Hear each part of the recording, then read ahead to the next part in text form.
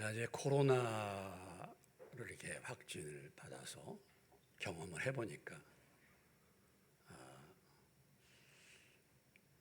여러분 코로나로 조금 힘드시고 어려움을 겪었던 분들의 마음을 더욱더 그 고통을 더욱더 깊이 알게 되었습니다.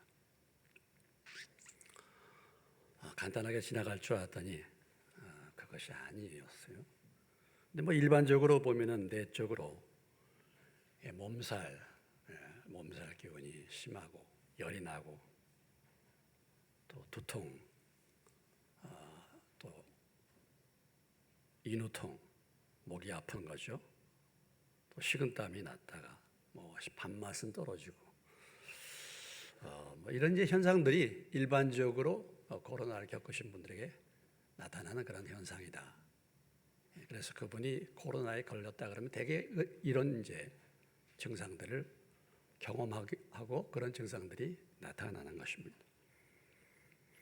근데 또 사람들마다 다 다르죠. 나타나는 증상이 다 사람들마다 다 다릅니다만은 그냥 공통적으로는 몸에 몸살과 열이 오르는 게 공통적인 그런 특징이 아니겠는가 생각이 듭니다.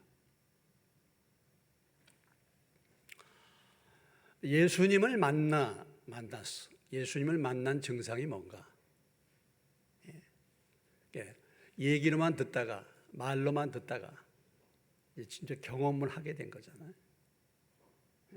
그래서 그 증상이 확실하고 코로나가 뭐다 이것이 이제 확실하게 알게 됐는데 예수를 믿고 예수를 만난다는 것은 무엇을 말하는가? 예수 믿으면 어떤 증상들이 나타날 것인가? 이미 우리는 이런 부분에 대해서 많이 말씀을 나눴습니다. 예수님을 만나게 되면은 내적으로 평안이 있고 감사와 기쁨이 있는 것이죠. 예수님을 만나게 되면은 감사가 있고 기쁨과 평안이 내적으로 있습니다. 그러나 예수님을 만나는 가운데서 우리가 지금 이 보고 있는 사도행전을 통해서 초대교회의 성도들, 주님을 만나 성령을 받은 초대교회의 성도들의 모습을 통해서 우리에게 확실하게 보여주는 외적인 증거, 그건 뭐냐면은 영혼에 대한 열정, 구령에 대한 열정을 가졌다라는 것입니다. 그들이 예수 믿고 가만히 있지 못했다라는 거죠. 그래서 예루살렘에서 예수님을 만난 많은 사람들이 예루살렘 성을 소동을 일으켰고 그곳에서 핍박을 받았다가 이제는 사마리아에 가서도 가만히 있지 못하고 복음을 전하고 그리고 더 나아가서 이제 안디옥으로 그리고 이 사도 바울의 일행은 이제 유럽을 향하여 전 세계를 향하여 복음을 전하는 그런 열정을 가지고 나아가고 있었다라는 것입니다. 분명한 것은 우리가 주님을 만나서 나타나는 확실한 외적인 증거는 우리 주변에 믿지 않는 내 가족들, 내 친척들, 더군다나 동료들 이런 사람들에게 뭔가 복음을 전하고자 하는 열망이 있다라는 것입니다. 여러분은 어떻습니까? 이 사도행전을 통해서 우리에게 과연 너희에게는 이런 증상이 있는가? 다시 한번 돌아봐라. 그리고 그 증상을 회복하라. 이렇게 말씀해 주고 있는 거 아니겠습니까?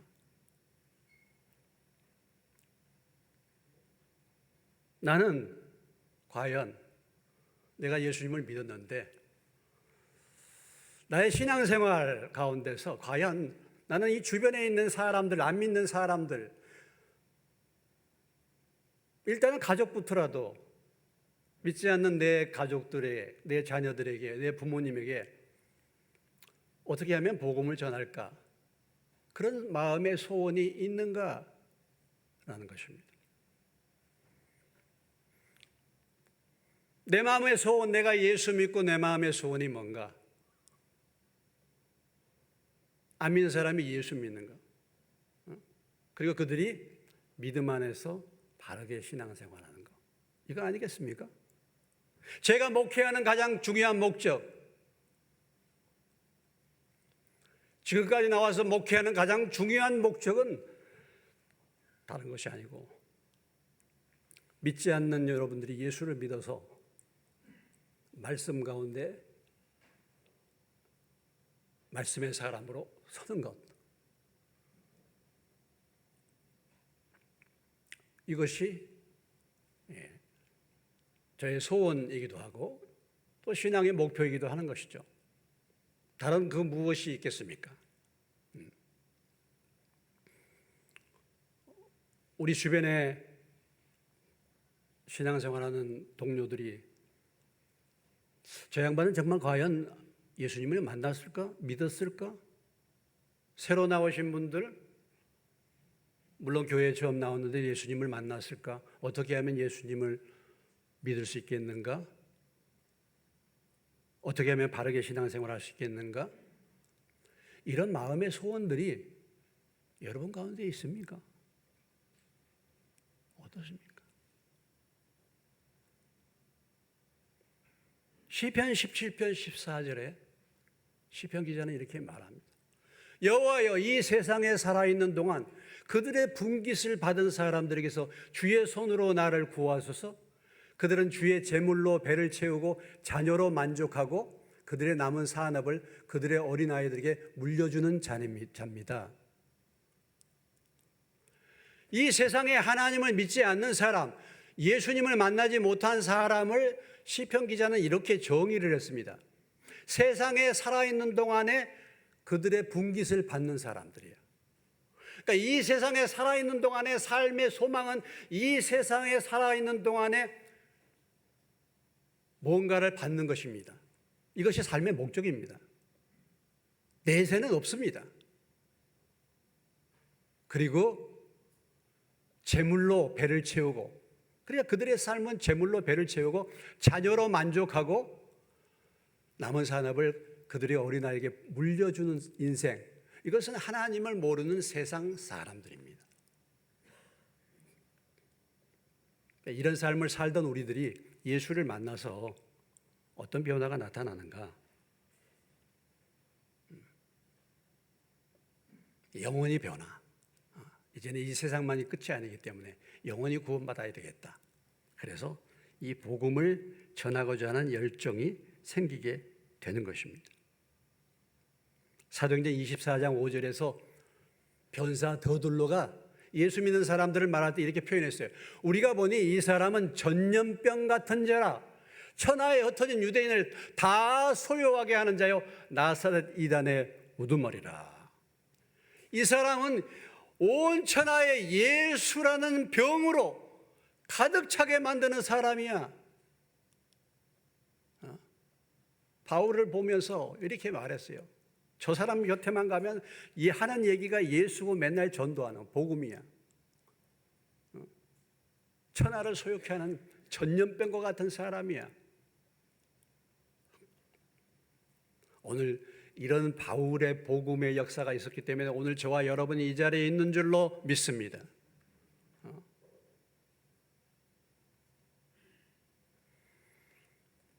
그러면 우리는 지금까지 신앙생활에서 예수 믿고 예수 만났다고 말하는데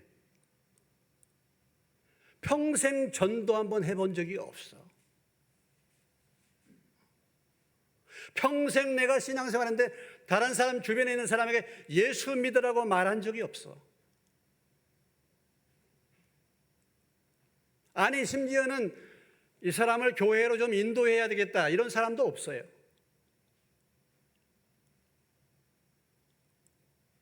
장로가 되고 권사가 되고 집사가 되고 직분을 받았는데도 한 번도 그렇게 해본 적이 없어. 열매가 없어.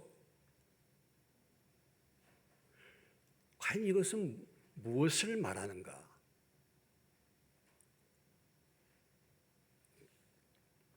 복음을 모르기 때문에. 복음을 모르기 때문에. 실상은 그런 것입니다. 실상은 복음을 모르.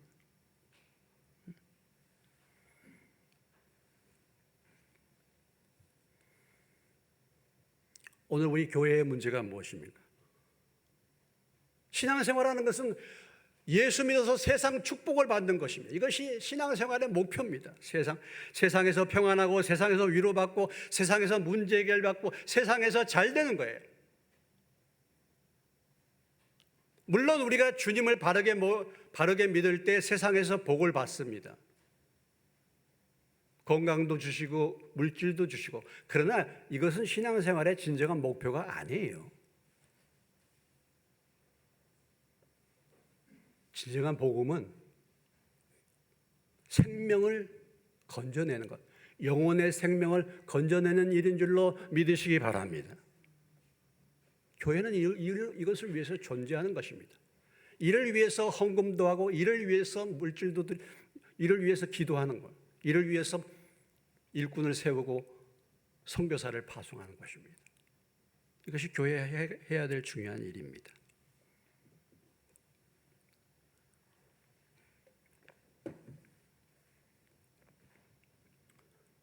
여러분들의 신앙생활의 소원은 무엇입니까? 여러분들의 마음의 소원이 무엇입니까? 이 가운데는 교회 나온 지 얼마 안 돼서 아직 잘 모르시는 분들도 계십니다.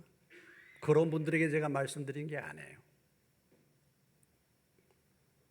신앙생활 오래 했는데 내가 과연 신앙생활 하는 목적이 뭔가 다시 한번 생각해 보시기 바랍니다. 오늘 우리는 이제 2차 전도여행, 사도 바울의 2차 전도여행 그 첫 번째 여정을 보고 있습니다. 바울이 3번의 전도여행, 정확하게 하면 로마까지 하면 4번의 전도여행이라고 볼 수 있겠는데, 그 가운데 이 2차 전도여행이 시작이 되었습니다. 오늘 11절로 12절에 사도 바울 일행이 이제 2차 전도 여행의 첫 방문지 빌립보에 도착하는 모습이 나와 있습니다. 11절, 12절 말씀을 여러분들이 주목해 보시면, 우리가 드로아에서 배로 떠나 사모드라게로 직행하여 이튿날 네아폴리로 가고 거기서 빌립보에 이르니 이는 마게도냐 지방의 첫 성이요 또 로마의 식민지라 이 성에서 수일을 유하다가 그랬습니다. 바울 일행이 아시아로 전도를 가려고 했었죠. 이때 이 아시아는 소아시아를 말합니다. 지금의 터키 지역이에요. 네? 터키 지역입니다. 그런데 하나님께서 그 길을 막으셨습니다. 그리고 방향을 이 마게도냐 지역으로 틀게 하셨습니다. 그래서 이제 바울이 드로아라는 곳에서 배로 떠나가지고 사모드라게로 직행하여 네아폴리로 가고 거기서 빌립보에 이르렀다. 우리가 이제 지도를 잠깐 보면은 내용들이 나와 있는데 여러분들이 보이시나 모르겠습니다만은 드로아, 무시아 옆에 드로아가 있고 드로아에서 사모드라게라는 섬입니다. 섬. 그 사모드라게로 드로아에서 출발해서 그 사모드라게로부터 빌립보, 네아폴리, 유럽의 첫 번째 항구 네아폴리에서 빌립보로 도착하는 이런 과정들이 나와 있습니다. 어떻게 본다면 참 순탄하게 인도를 받았습니다. 여러분, 이게 배가 항해한다 할 때에 풍랑도 만나고 여러 가지 많은 일들 겪지 않습니까? 근데 오늘 말씀해 보니까 직행했다 그랬어요. 직행은 무엇을 말합니다? 잘 가게 됐다 이런 얘기죠. 막혔던 여정, 내 생각과 내 계획으로 가려고 했던 곳이 막혔는데 하나님의 인도를 따라서 방향을 바꿨더니 이제는 길이 순탄하게 된 것입니다. 막혔던 여정이 순탄한 여정으로 바뀌게 된 거예요. 오늘 이런 일들을 통해서 전도라는 것도요, 전도하는 지역, 전도하는 사람 이런 부분들도 먼저 하나님의 인도를 구해야 된다라는 교훈을 우리에게 주십니다. 여러분, 복음을 전하는 것은 하나님이 가장 기뻐하신 거 아니겠습니까? 다 하나님 뜻 아니겠습니까? 그런데 그런다 한다 할지라도 어디에서 누구에게 어떻게 해야 될 것인가? 하나님의 인도를 먼저 구해야 된다라는 것을 말씀하고 있습니다. 하나님의 뜻이라고 무턱대고 아무 것이나 하는 것이 아니다라는 거예요.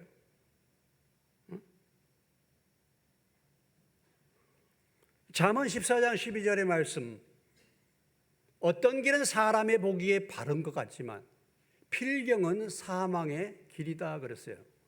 우리 보기에 참 바른 길이 얼마나 많습니까? 근데 나중에 결과는 사망길이에요.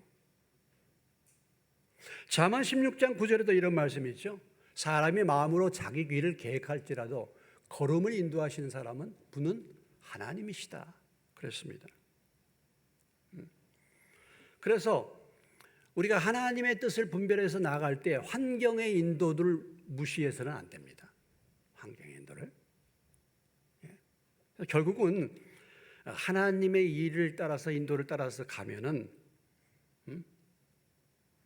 직행하게 되는 순탄한 그런 환경에 문이 열리게 되는 것입니다. 여러분들이 어떤 일을 결정하고 어떤 일을 행하는 데 있어서 내가 계획하는 어떤 일을 행하는 데 있어서 그 일이 자꾸 막히는 일이 있습니까? 문제가 되고 있습니까? 좋지 않은 일들이 일어나고 있습니까? 그러면은 살펴보시기 바랍니다. 어디를 이사를 갔는데 그곳에서 계속 좋지 않은 일이 일어나. 내가 어떤 직업을 가졌는데 그곳에서 좋지 않은 일들이 일어나. 그럴 때 그냥 무시하지 마시고 그냥 지나치지 마시고 생각해 보시기 바랍니다. 하나님이 왜 제동을 거셔? 왜 그런 일들이 일어나? 이미 그 일이 아닌데 그곳에 오래 머무르시는 분들도 계세요. 계속해서 좋지 않은 일이 계속해서 발생합니다. 그렇기 때문에 우리가 이런 인도를 위해서도 잘 기도해야 되는 것이죠. 그래서 드디어 빌립보 성에 도착했습니다. 하나님이 바울의 일행을 빌립보라는 그런 마게도니아, 유럽의 마게도니아 지방의 첫 번째 가는 성, 가장 중심 지역인 빌립보 성으로 바울의 일행을 인도했다라는 것입니다. 빌립보 성은 어떤 성입니까? 마게도니아 지방의 첫 번째 가는 성, 가장 중심 지역이다 이런 것이죠. 그리고 로마의 식민지라고 말했습니다. 하나님은 이렇게 중요한 도시에 바울의 일행을 인도했어요. 여러분, 우리가 오늘 이 본문을 볼 때 여기에서 누가 예수를 믿게 됩니까? 루디아죠. 따라서 합시다. 루디아. 루디아. 유명한 여자입니다. 하나님이 왜 바울 일행을 유럽으로 그리고 빌립보로 인도했는가? 바로 하나님이 이 루디아라는 사람을 구원하기 위해서 하나님이 바울 일행을 빌립보로 인도했다라는 것입니다. 빌립보라는 말의 의미는 필립이라는 것인데 이건 알렉산더 대왕의 아버지 빌립을 말합니다. 이 빌립을 기념하여 세운 도시입니다. 유럽을 들어가는 관문이죠, 관문. 그런데 오늘 말씀에 표현하기를 로마의 식민지라고 말했습니다. 로마의 식민지예요. 옥타비아누스가 이 지역을 이미 로마의 식민지로 만들어 놓고 로마에서 공을 세운 많은 군사들을, 많은 군인들을 퇴역한 다음에 이 빌립보에서 살 수 있도록 혜택을 주었습니다. 그러니까 이 빌립보라는 성은 로마의 퇴역 군인, 공을 세운 퇴역 군인들이 사는 로마 주로 시민권자로 이루어진 그런 특별한 혜택을 받은 성입니다. 이 빌립보 성에서는 면세 혜택을 받았고 공무를 로마 정부에서 지원하는 그런 지역이 바로 이 빌립보 지역이었습니다.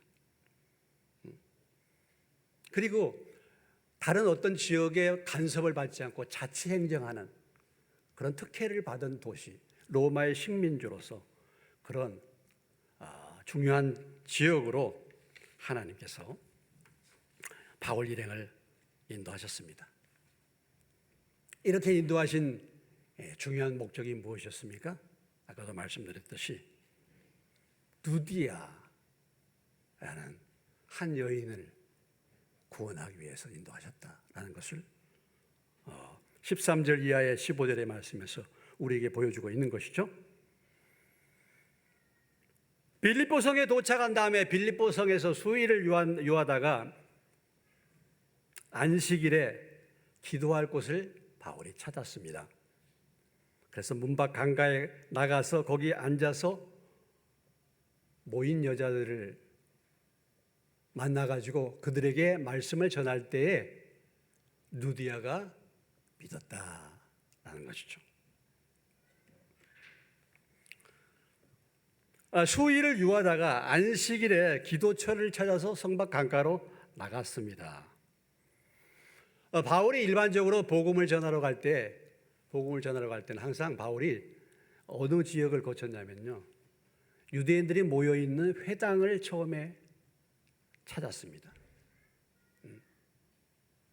사도행전 13장 14절에 가 보시면은 그들은 보가에서 더 나아가 비시디아 안도에게 이르러 안식일에 회당에 들어가 앉으니라. 17장 1절에도 이렇게 말합니다. 바울이 가는 곳마다 그들이 암비볼리와 아볼론이라 다녀가 데살로니가 이르니 거기 유대인의 회당이 있다. 그러니까 바울이 전도하러 갈 때 먼저 회당부터 들렀어요. 어느 지역이나 흩어진 유대인들이 모여서 회당을 만들었기 때문에 바울은 먼저 유대인들에게 복음을 전하기 위해서 회당을 찾았습니다. 회당. 이 회당이라는 것은 유대인들 남자들 10명 이상이 모이면은 회당을 만들었어요. 그래서 거기에서 말씀을 배우고 거기에서 하나님을 예배했습니다. 그런데 오늘 이 빌립보를 가만히 보면은 바울이 일단 그 성에서 거하면서 회당을 발견하지 못했다라는 것을 알 수가 있죠. 아마 그곳에 유대인 남자가 별로 없었던 모양일 수도 있습니다. 그래서 일단은 기도할 곳을 찾았다라는 것입니다. 기도할 곳을 찾았다라는 거죠.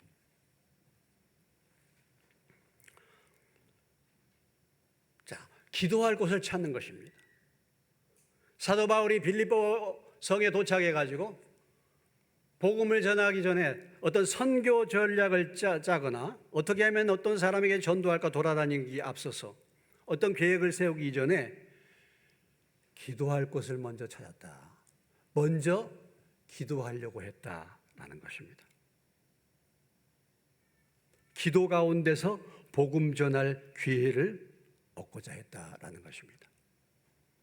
우리는 그 어떤 일을 하기 이전에 그 무슨 일을 하기 이전에 먼저 기도할 수 있는 저와 여러분 되시기를 주의 이름으로 축원합니다. 먼저 기도처를 마련하시기를 주의 이름으로 축원합니다. 그러니까 기도처를 찾다 보니까 거기에서 성막 강가에서 이 누디아 일행을 만나게 된 거예요. 이 여인을 만나게 된 것입니다. 기도처를 찾다가 만나게 된 거예요. 사도행전 3장 1절 말씀에도 보면 제9시 시간에 베드로와 요한이 성전에 올라갈 때 제9시 기도 시간에 베드로와 요한이 성전에 올라가다가 나면서부터 안진병이 된 사람을 만납니다. 기도하러 갔다가 그를 만나가지고 그를 고칩니다. 오늘 본문 이하의 16절에도 보면은 우리가 기도하는 곳에 가다가 점치는 귀신 들린 여종 하나를 만났다 그랬어요. 그러니까 바울 일행은 수시로 틈만 있으면 기도하는 곳을 찾았다라는 거죠. 틈만 있으면 기도했다라는 것입니다. 기도. 그래서 하나님께서 전도할 사람을 만나게 해 주시고, 그리고 그 마음을 열어서 복음을 듣고 믿게 해 달라고 기도하는 이 기도가 있었기 때문에 누디야 같은 사람을 사실은 만나게 된 것이죠.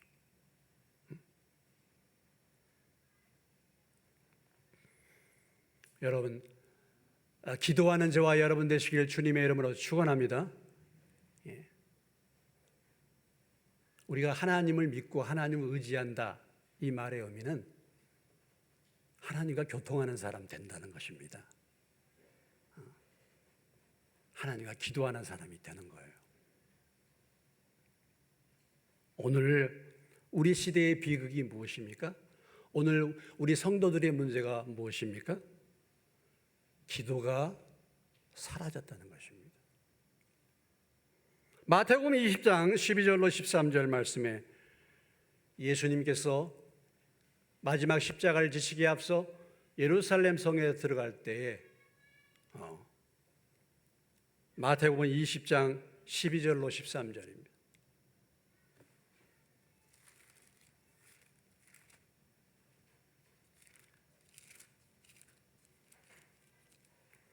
마태복음 21장이에요. 마태복음 21장입니다. 예수께서 성전에 들어가서 성전 안에서 매매하는 모든 사람들을 내쫓으며 돈 바꾸는 사람들의 상과 비둘기 파는 사람들의 의자를 둘러엎으시고 그들에게 이르시되 기록된 바 내 집은 기도하는 집이라 일컬음을 받으리라 하였거늘 너희는 강도의 소굴을 만든다 하시니라 그랬습니다.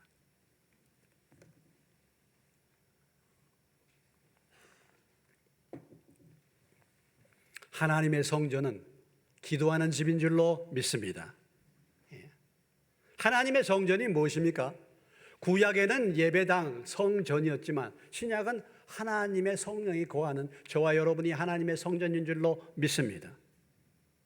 그렇기 때문에 우리는 기도하는 집입니다. 따라서 합시다. 나는 기도하는 집이다. 그런데 예수님이 그 당시에 예루살렘 성전에 들어가면서 그 당시의 신앙생활, 그 당시에 사람들의 상태를 표현할 때 이렇게 말했어요. 그들이 강도의 소굴을 만들었다 그랬습니다. 강도의 소굴을 만들었어요. 내 집은 만민이 기도하는 집인데 강도의 소굴을 만들어 버렸다. 문제가 무엇이었습니까? 그들이 뭐예요? 비둘기 팔고 돈 바꾸고 그 다음에 뭐예요? 매매하는, 성전이 매매하는, 돈 거래하고 상거래하는 이런 일들로 성전이 오염이 되었다. 기도해야 될 집에서 이렇게 표현하고 있죠. 자, 이들이 기도해야 될 곳에서 이렇게 강도의 소굴을 만들었다고 말했는데 왜 이런 일들이 벌어졌습니까? 편리성이에요. 편리성. 여러분, 그 당시에 예배드리기 위해서는 환전해야 됩니다. 멀리서 온 사람들 환전해야 해요. 그러니까 환전상이 생겼습니다. 제물을 드리는데 제물을 가져올 수 없으니까 제물을 팔았어요. 그러니까 편리성을 위해서죠. 필요했습니다. 필요했어요. 필요했기 때문에 했습니다. 그런데 문제는 뭐냐면 그런 일을 하다 보니까 이권이 개입된 거예요. 돈이 거래가 되는 것입니다. 그래서 제사장이나 이런 그룹과 짜고서 거기에서 장사할 수 있도록, 돈 바꿀 수 있도록 혜택을 주고 돈을 받았습니다. 사람들의 마음은 한쪽은 돈 버는 거예요. 예배당 안에서 돈이 그들의 마음의 중심 가운데 돈이 사로잡고 있었습니다. 또 하나는 뭐냐면 예배를 드리기, 제사를 드리기 위해서 편리성이에요. 편리. 어차피 멀리서 짐승을 데리고 와서 예배 드릴 수 없잖아. 외국에서 예루살렘 성전에 와서 예배 드리려고 하는데 돈을 바꿔야 되잖아요. 점점 그러다 보니까 기도하는 일이 우선인데 기도하는 일은 뒤로 미루고 바로 이런 형식적인 일들이, 돈이, 편리함이 이 성전에 가득 차게 됐다라는 것을 예수님을 말씀하고 있는 것입니다.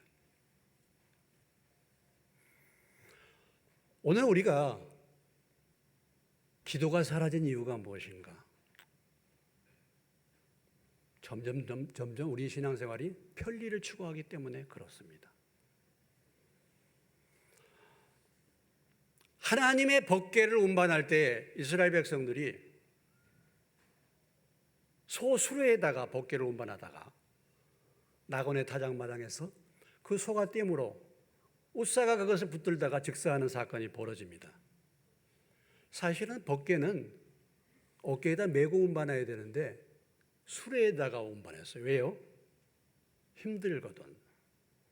그래서 편리를 위해서 소에다가 운반하다가 수레에다가 운반하다가 죽는 일이 벌어졌습니다. 오늘 우리의 기도가 줄어든 이유가, 기도가 사라진 이유가 무엇입니까? 점점 편리해지는 거예요. 여러분, 지금 우리는 코로나 팬데믹으로 인해서 예배가 중단되고 예배가 이제 동영상 예배로 예배를 드리는 분들이 계십니다. 물론 이것은 부득이한 경우에 동영상 예배를 드리게 됐습니다.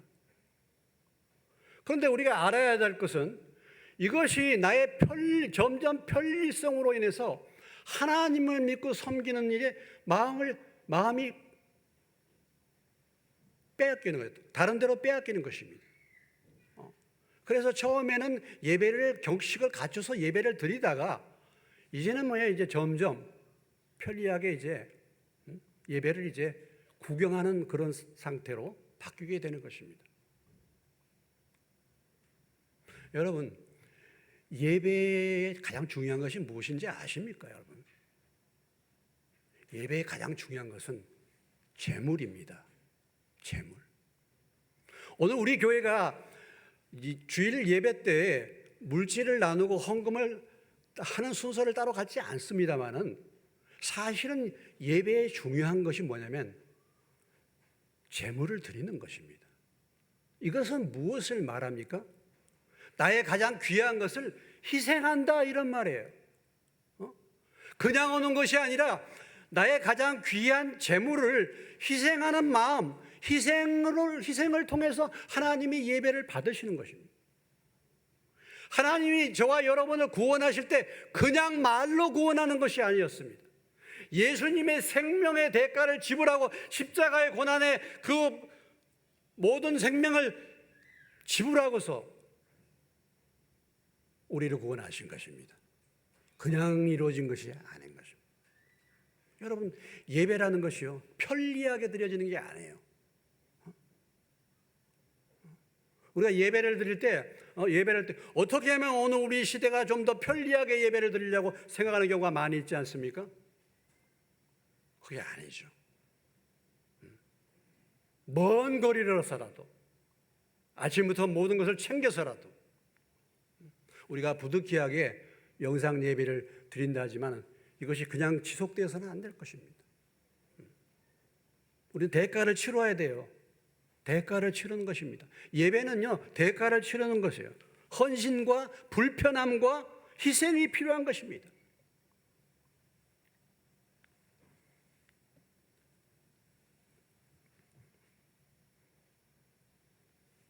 그래서 점점 기도하는 삶이 사라져요. 기도도 불편한 거거든요.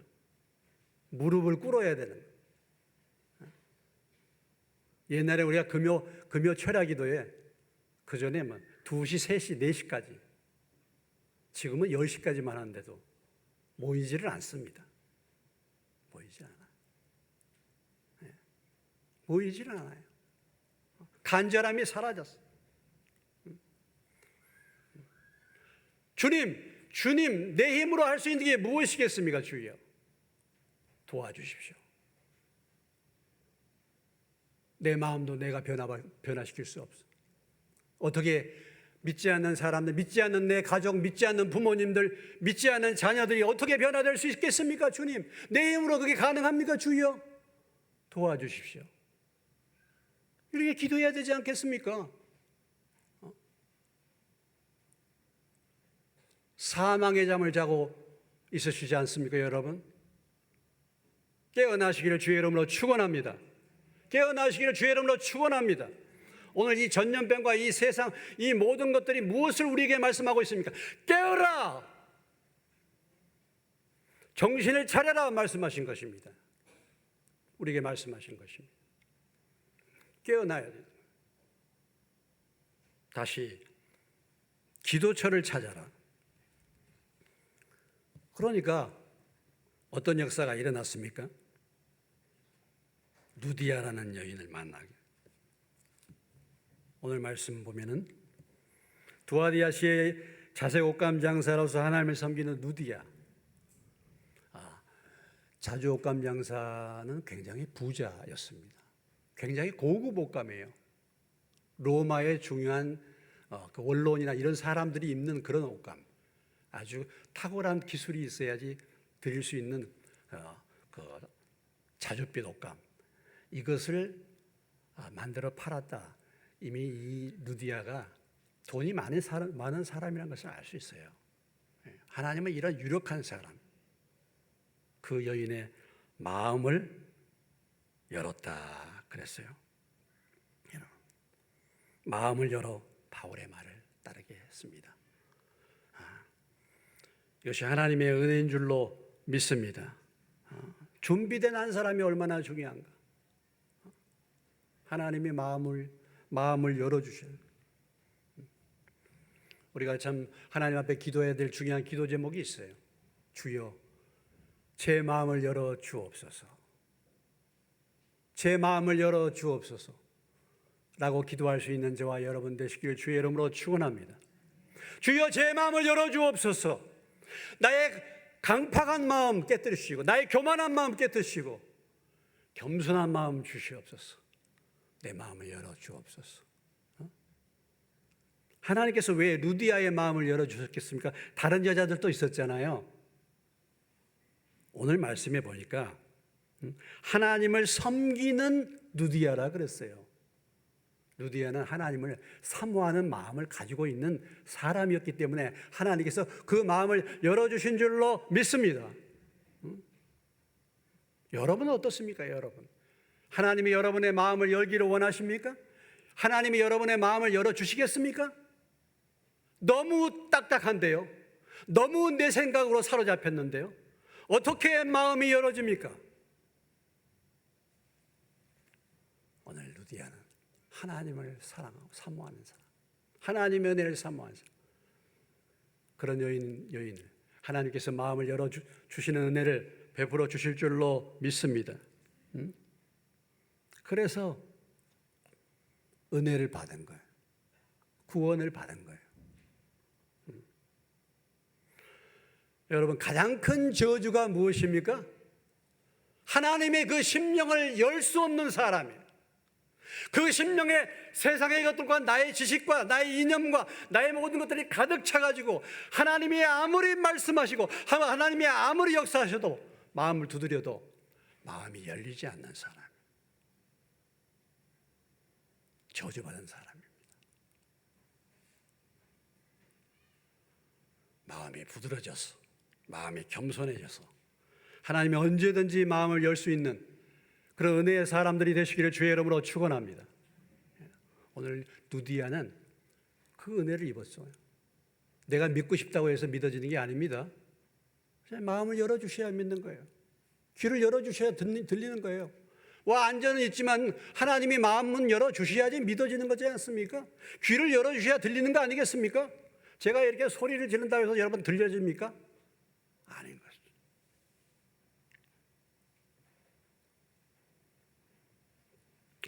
그가 변화받고 온 집이 다 침례를 받고 그리고 바울의 일행을 접대해서 이 빌립보 교회가 탄생하게 된 것입니다. 그래서 유럽 복음화의 전진기지, 유럽 복음화의 유명한 전진기지, 바로 빌립보 교회가 루디아를 시초로 해서 탄생하게 된 것입니다. 여러분, 우리가 성경에 보면 빌립보서가 있어요. 바로 이 빌립보 교회를 바울이 생각하면서 쓴 편지가 빌립보서입니다.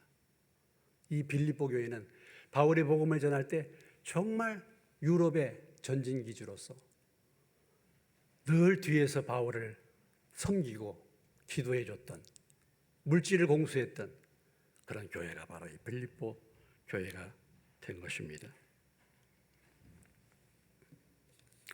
오늘 우리는 이 바울의 2차 전도여행의 시작을 통해서 다시 한번 영혼 사랑의 영성을 회복하는 저와 여러분 되시길 주의 이름으로 축원합니다.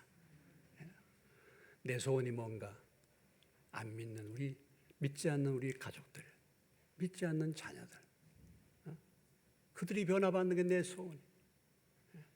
그들에게 어떻게 하면 복음을 전할 것인지. 두 번째는 기도하는 자가 되죠.